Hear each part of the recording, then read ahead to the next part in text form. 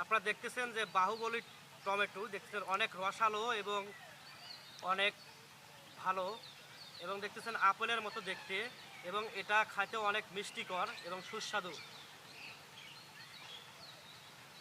আলহামদুলিল্লাহ অনেক সুস্বাদু এই ফলটি। আপনারা বাহুবলীর চারা রোপণ করতে পারেন, এর থেকে অনেক উপকৃত হবেন ইনশাআল্লাহ। আসলে অনেক মজাদার এই টমেটো, বাহুবলী টমেটো। যে এই জাতটা কি জাত টমেটোর? দাদা এটা বাহুবলী জাত।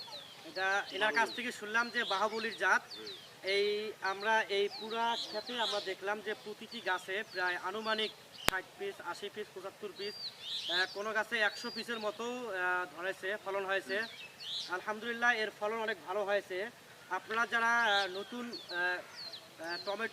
টমেটো চাষ করতে চান, আপনাদেরকে সাজেস্ট করব আপনারা বাহুবলী টমেটো চাষ করতে পারেন, এর থেকে অনেক ভালো ফলন পাবেন ইনশাআল্লাহ। বাহুবলী টমেটোগুলো প্রায় অবিকল আপেলের মতো দেখতে, এবং এর স্বাদ অনেক সুস্বাদু হয়ে থাকে। এবং আপনারা রোপণ করলে অবশ্যই বাহুবলীর চারাগুলো রোপণ করতে পারেন, এর থেকে অনেক ফায়দা হবে ইনশাআল্লাহ, এবং এর থেকে অনেক আর্থিকভাবে সচ্ছলতা বৃদ্ধি হবে ইনশাআল্লাহ।